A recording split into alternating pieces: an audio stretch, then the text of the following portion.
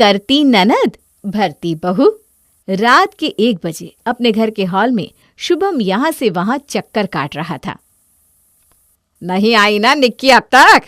ये लड़की हमारी नाक कटवा के रहेगी। कम टेंशन है क्या मुझे?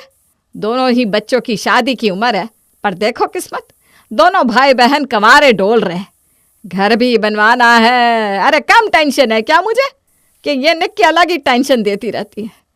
जिस दिन मैं मर जाऊंगी ना, तब इसे समझ में आएगा कि माँ थी तो सही शिक्षा देती थी, वरना लोगों का क्या है, 2 मीठी बोली बोलेंगे और लूट के चल देंगे। भोले बच्चों को बहकाना तो काम है दुनिया वालों का। अरे मम्मी बस भी करो, बीपी बढ़ जाएगी आपकी, क्यों टेंशन ले रहे हो इतना? निक्की तो कब की आ गई है, बेचारी अपने कमरे में सो रही है। वो तो मुझे नींद नहीं आ रही है, इसलिए मैं यहाँ से वहाँ कर रहा हूँ। ओहो, बेकार में ही मैंने इस बेचारे को इतना कुछ सुना दिया। हे भगवान, मुझे माफ करना। चल तू भी सो जा, मैं भी सोने जाती हूँ। जल्दी आजा निक्की। कुछ देर बाद नशे की हालत में हिलती डुलती मिनी ड्रेस पहनी हुई निक्की दरवाजे से अंदर आती है। अरे कहाँ थी यार तुम निक्की? 10 बजे तक आ जाऊंगी बोल कर गई थी। वक्त देखा है, 1 बज रहे रात के। पापा अगर उठ गए होते ना तो न जाने क्या हो जाता। मैंने तो मम्मी से झूठ भी बोल दिया कि तुम कमरे में सो रही हो। अगर मम्मी ने चेक कर लिया होता तो उनका तो विश्वास ही टूट जाता मुझ पर से। नहीं टूटता भैया, मैं जानती हूँ तुम मुझे बच्चा ही लोगे। तूने ड्रिंक किया है? ये सब किन चीजों में पड़ रही है तू निक्की? जरूर वो तुम्हारे नए दोस्त रोहन ने तुम्हें ड्रिंक लेने के लिए फोर्स किया होगा। जा अपने कमरे में जा, मैं तुझसे सुबह में बात करता हूँ। अगली सुबह 10 बजे निक्की की आंख खुलती है। आंख खुलते ही निक्की अपने फोन पर नोटिफिकेशन चेक करती है। 100+ नोटिफिकेशन, 30+ मैसेजेस। हाँ, मानना पड़ेगा निक्की, तुम्हारे दीवाने बहुत है। खुद को निहारती हुई निक्की तैयार होकर कमरे से बाहर आकर सीधा डाइनिंग टेबल पर बैठ जाती है। ये कोई वक्त है क्या उठने का? 1 घंटे में तो दोपहर हो जाएगी। एक तो इतनी देर से उठना और ऊपर से ये फोन। माँ, वो मैं कॉलेज ग्रुप के मैसेज देख रही थी। एग्ज़ाम के नोटिफिकेशंस आ रहे ना, उसी चक्कर में मैं रात भर पढ़ाई कर रही थी। अब फिर नोटिफिकेशन आ गया तो मैं घबरा गई कि एग्ज़ाम कहीं प्रीपोन तो नहीं हो गया ना। सॉरी मम्मा। ओहो मेरी लाडो, न जाने मुझे आजकल क्या हो गया है बेटा, मुझे माफ़ कर दे। ये गर्मी के कारण मेरा ना बीपी बढ़ा रहता है, हर बात पर डांट देती हूँ। अगर नींद पूरी नहीं होगी तो दिन में तो सोएगा ही ना आदमी।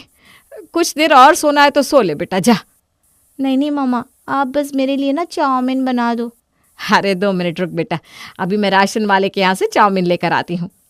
और अपनी थैली उठाकर सीमा राशन की दुकान पर पहुंचती है, जहां बैठा मनमोहन उसे देखते ही कहता है, अरे सीमा भाभी कैसी हैं आप? सुना है आजकल बहुत ठाट बाट हो गया आपके, कोई संदूक हाथ लग गया है क्या? कहीं अपनी सासू माँ का वो बंद कमरा तो नहीं खोल दिया आप लोगों ने?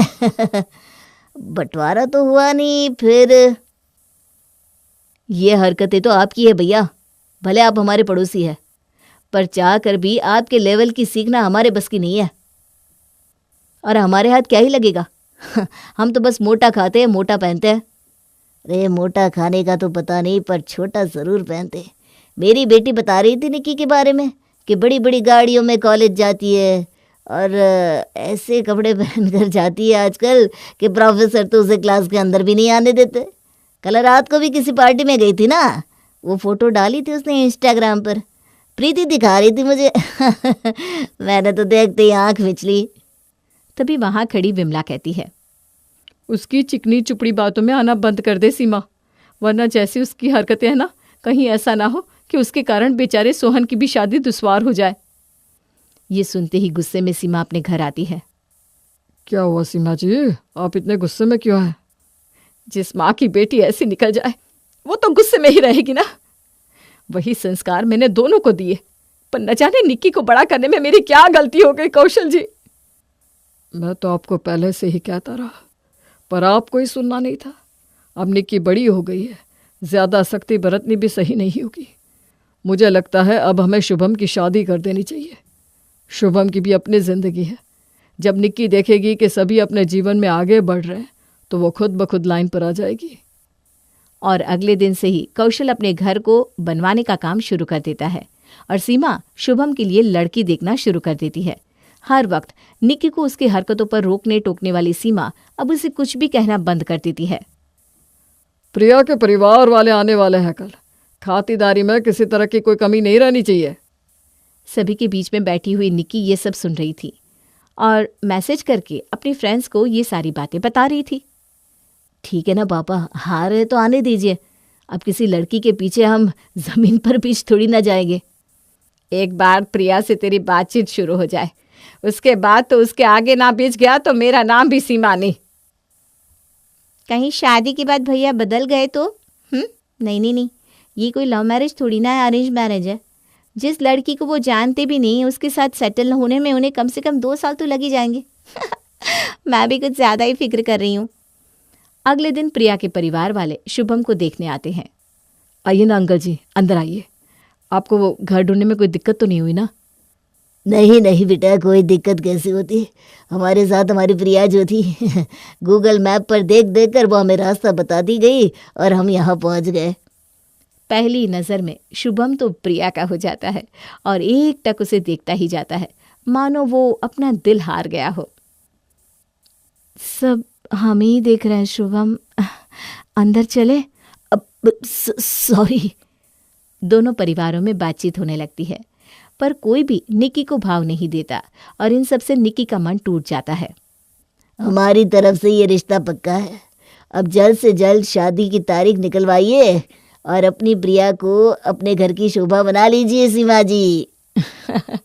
मैं आज ही पंडित जी को बुला लेती हूँ और अगले दिन ही शादी की तारीख फाइनल कर लेते हैं। अब देरी करने से फायदा नहीं है। जिस हिसाब से मेरा शांत स्वभाव वाला शुभम एक बार में ही प्रिया का दीवाना हो गया है ना, मुझे तो लगता है कहीं ये पहले से प्रिया को जानता ना हो। अगली सुबह रोज 10-12 बजे तक उठने वाली निक्की सुबह 7 बजे ही उठकर अपने कमरे से तैयार होकर बाहर आती है और रसोई में जाती है जहां सीमा काम कर रही थी। उठ गया शुभम? चिंता हो रही थी ना मेरी कि मम्मी तुम कब तक किचन संभालोगी। अब मुझे चिंता करने की जरूरत नहीं है क्योंकि अब तो मेरी प्रिया आ रही है। मम्मी, भैया नहीं, मैं हूँ। मुझे माफ़ कर दीजिए मम्मी, मुझसे बहुत बड़ी गलती होगी। अपने दोस्तों के गलत संगत में आकर मैंने आपका कितना दिल दुखाया है, पर मैं अब अच्छा करना चाहती हूँ आप सबके लिए। आप आराम कीजिए ना, मैं यहाँ खाने का देख लेती हूँ। सीमा तो ये सब बस निक्की को सबक सिखाने के लिए कर रही थी और जैसे ही वो देखती है कि निक्की को अपनी गलती का एहसास हो गया है, वो उसे गले लगा लेती है। अब मुझे किसी चीज़ की फिक्र नहीं है बेटा, तेरी बुद्धि सही हो गई, और क्या चाहिए। और क्या था, पूरा घर मिलकर प्रिया को दुल्हन बनाने की तैयारी में लग जाता है। अरे क्यों परेशान हो रही हो प्रिया, कोई ज़रूरत नहीं है साड़ी देने की। अपनी बैग में तुम ट्राउज़र टी शर्ट रख लो, साथ में जोड़ कपड़े की सगुन के लिए रख लो। वही कपड़े रखो जो कंफर्टेबल हो। मेरे घर में तुम्हें साड़ी पहनने के लिए कोई फोर्स नहीं करने वाला। हाँ भाभी, डोंट वरी, आप कुछ भी पहनो, जीन्स स्कर्ट, कोई मना नहीं करेगा हमारे घर में, सब फ्रैंक है। अब बस आप जल्दी से हमारे घर आ जाओ। और जोरों शोरों के साथ शुभम बारात लेकर प्रिया के दरवाजे पर जाता है और प्रिया को अपनी दुल्हन बनाकर अपने घर ले आता है सुहाग रात के वक्त। बहुत उम्मीद से मम्मी ने तुम्हें चुना था मेरे लिए प्रिया, जो मर्जी हो करना, पर कभी कुछ ऐसा मत करना जिससे हमारे रिश्ते या मेरे परिवार वालों को कभी भी ठेस पहुंचे।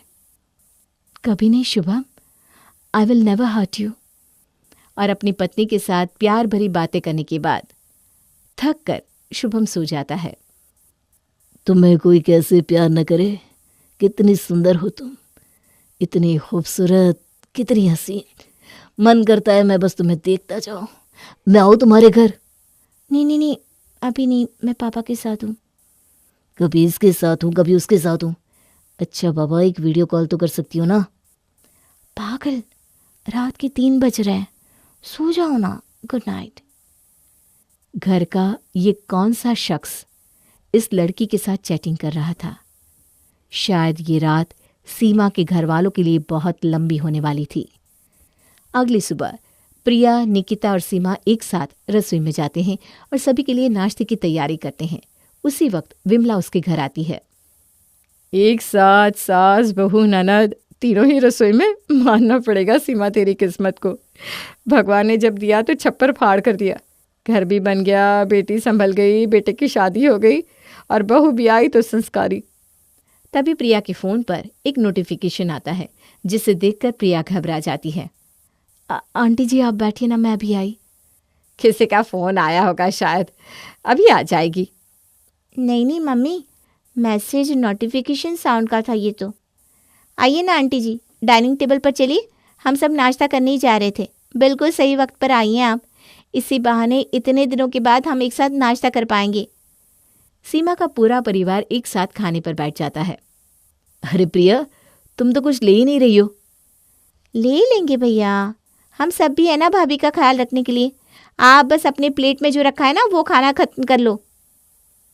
ज़्यादा खुश मत होना प्रिया। नई नई शादी के बाद लड़के ऐसे ही बीवी के आगे पीछे घूमते हैं। फिर 6 महीने साल भर हुआ नहीं कि कौन बीवी, कैसा प्यार, वही रसोई और वही सास का चेहरा। बना कर रखना है तो अपनी सास और अपनी ननद से बना कर रखना, क्योंकि ससुर तो सबके सीधे ही होते हैं, है कि नहीं सीमा? बिल्कुल सही कहा विमला। ये बात गलत कह दी आपने बहन जी, क्योंकि आज भी मैं अपनी सीमा से उतना ही प्यार करता हूँ जितना पहले दिन करता था। अरे क्या जी, आप भी ना बच्चे बनकर बैठे। सभी हंसी मजाक कर रहे थे। तभी प्रिया के फ़ोन में फिर से एक नोटिफिकेशन आता है और खाना छोड़कर प्रिया चैटिंग करने लगती है। प्रिया कभी मुस्कुराती तो कभी मैसेज का रिप्लाई करती। इनका तो अलग ड्रामा चलता है यहाँ, सभी के साथ बैठकर खाना। क्यों भाई, मुझे नहीं खाना। पहले खाना बनाओ, वो भी किसी और की मर्जी का खाना, और उसके बाद सभी के साथ बैठकर मुस्कुराते हुए उस खाने को खाओ। कहाँ फंस गई मैं जानू। काश तुमने मुझे ये सब पहले बताया होता तो मैं तुम्हें इस झमेले में कभी फंसने ही नहीं देता प्रिया डार्लिंग। अच्छा तुम फिक्र मत करो, कल संडे है, मुझसे मिलने आ जाओ। हम साथ में इस प्रॉब्लम का सोल्यूशन ढूंढते हैं। पहला दिन तो किसी तरह निकल जाता है। अगली दोपहर प्रिया अपनी सास से कहती है, मम्मी जी वो मैं कह रही थी कि निकी ज़रा बाहर घूमने को कह रही थी मुझे, तो मैं उसे यहाँ पास में चाट खिलाकर ले आऊँ। अरे पर बेटा, निकी तो घर पर है ही नहीं। हाँ पापा जी, उसने मुझे कहा कि वो कॉलेज से डायरेक्ट ही चाट वाले के पास आ जाएगी, फिर हम दोनों एक साथ वापस आ जाएंगे। अरे जा ही रही हो तो मेरे लिए भी ज़रा कुछ पैक करवा कर ले आना बहू। ये कहकर प्रिया फौरन तैयार होकर बाहर चली जाती है कि 10 मिनट बाद ही निक्की थकी हारी अपने घर लौटती है। भाभी ज़रा एक गिलास पानी दीजिए ना। अरे तू यहाँ आ गई, यही बुरी आदत है। वहाँ तेरी भाभी इतनी धूप में तुझे चाट वाले की दुकान पर ढूंढ रही होगी। फिर भाभी मुझे क्यों ढूंढने लगी मम्मी? भाभी तो घर पर होगी ना। भाभी घर पर नहीं है। अरे उसने तो मुझे कहा कि तू और वो चाट खाने जा रहे हो और तू कॉलेज से सीधा चाट वाले की दुकान पर आएगी। हाँ नहीं तो, और अगर ऐसा कोई प्लान होता तो मैं घर क्यों वापस आती मम्मी? मुझे तो कुछ भी पता नहीं इस बारे में। पता नहीं, शायद भाभी का चाट खाने का मन कर रहा होगा और वहाँ पर खाने में शर्म आ रही होगी। कोई बात नहीं मम्मी, आ जाएगी भाभी कुछ देर में। इसी तरह दिन बीतते जाते हैं। प्रिया घर पर होकर भी अपने फ़ोन में ही खोई रहती थी। उसकी हरकतें कुछ ऐसी थी मानो वो कोई राज सबसे छुपा रही थी।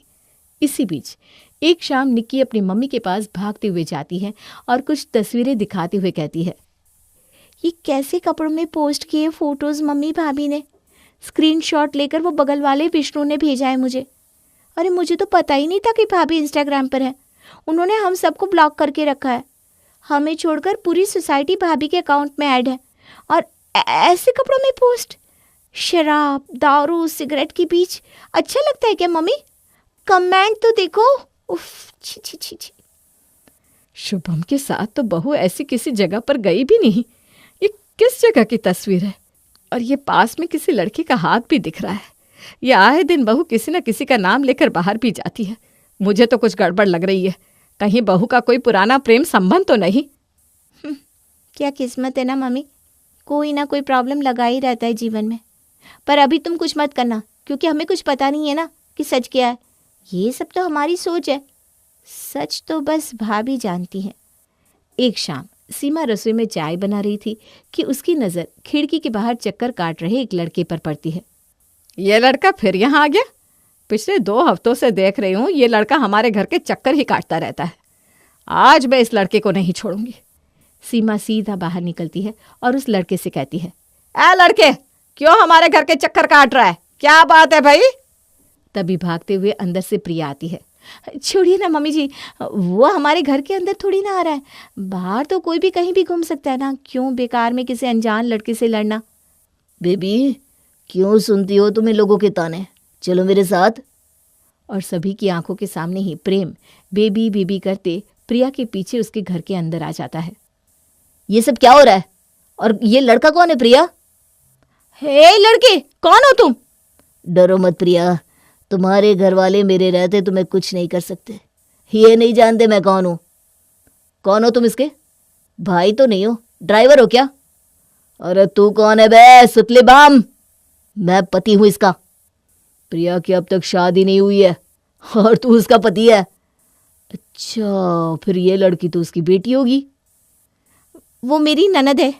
भैया आप जो भी हो, प्लीज़ मैं आपके आगे हाथ जोड़ती हूँ, मेरी शादीशुदा जिंदगी को बर्बाद मत कीजिए। मैं तुम्हारी जिंदगी बर्बाद कर रहा हूं बेबी? तो पिछले 3 महीने से तुम जो कर रही हो वो क्या है? वो क्या है प्रिया? भूल गई तुम हमारा प्यार? तुम्हें पता है मैं कहाँ था? चेन्नई में। और तुम्हारा एक मैसेज आया और मैं भागता हुआ यहाँ चला आया। दिन रात तुम्हारे घर के आगे पीछे घूमता रहता हूँ कि तुम्हारे मामा मामी तुम पर कोई अत्याचार ना करे। ये मेरी भाभी के मामा मामी नहीं है, ये उनका ससुराल है। कितना झूठ बोल रखा है भाभी आपने। अगर आपका शादी के पहले से कोई अफेयर था भी तो आपको वो सब ओवर कर देना चाहिए था। और तुम्हारा मेरी भाभी के साथ जो भी संबंध था वो अब नहीं है, क्योंकि प्रिया मेरे भाई की पत्नी है। प्रेम आगे बढ़कर प्रिया के पास जाने लगता है। प्रिया रोने लगती है। अगर मैं झूठ बोल रहा हूं तो प्रिया की ये तस्वीर है, ये चैट क्यों है मेरे पास? आप बोलिए आंटी। अरे किसे पसंद कर लिया बेटा तूने? कैसी कैसी बातें कर रखी है इस लड़के से। छी, जाओ भाई प्रिया, जहां जाना है तुम्हें, पर हमारे घर की इज्जत मत बेचो। प्रिया कुछ नहीं बोल पाती क्योंकि सारे सबूत उसके खिलाफ जो थे और सभी प्रिया को घर से जाने को कह देते हैं। तब शुभम कहता है, अभी कुछ बाकी है निक्की? अब कब मुंह खोलोगी तुम? फोटोज तो बहुत अच्छी तरीके से एडिट किए तुमने। और जहां तक रही चैटिंग की बात, तुम्हारा फोन दो, सब कुछ सामने आ जाएगा। नहीं नहीं भैया। और जैसे ही शुभम निक्की का फोन अपने हाथ में लेता है, सारा सच उसके सामने आ जाता है कि अपनी भाभी के नाम का फेक अकाउंट बनाकर निक्की ने प्रेम को फंसाया था। मेरे कपड़े, मेरी लाइफस्टाइल, हर चीज़ से प्रॉब्लम थी आप लोगों को, पर प्रिया को अगर जींस पहनाया आप लोगों ने और शगुन में ट्राउजर और टी शर्ट भी बैग में ला रही है तो आप लोगों को कोई दिक्कत नहीं थी। सब उसी की पसंद का तो हो रहा था, यहाँ तक कि मम्मी मुझे अवॉइड भी करने लगी थी। और ये सब मैं अपनी फ्रेंड्स को बता रही थी और उन्होंने मुझे इस प्रॉब्लम का सोल्यूशन बताया और मैंने वही किया। मैं खुद भाभी को मैसेज करती थी, बाहर मिलने को बुलाती थी और आप सबसे कह देती थी कि भाभी न जाने किससे मिलने गई है। भाभी की तस्वीर एडिट करके मैंने उनका अकाउंट बनाया। उस अकाउंट से फिर मैंने प्रेम के साथ नंबर एक्सचेंज कर लिया और प्रिया बनकर प्रेम से बात करने लगी। निक्की, मतलब वो तुम थी? मुझे मतलब नहीं है स्क्रीन के पीछे कौन था। बात तो मैंने तुमसे की है ना, लेट्स गेट मैरिड। और प्रेम का पागलपन जो प्रिया के लिए था वो निक्की पर हावी हो जाता है, जिसे देखकर निक्की के होश उड़ जाते हैं और उसे समझ में आ जाता है कि उसने कितनी बड़ी भूल कर दी है। शुभम पुलिस वालों को बुलाकर प्रेम को अपने घर से बाहर करवा देता है, पर इस बार निक्की को ऐसा सबक मिलता है कि उसके होश ठिकाने आ जाते हैं।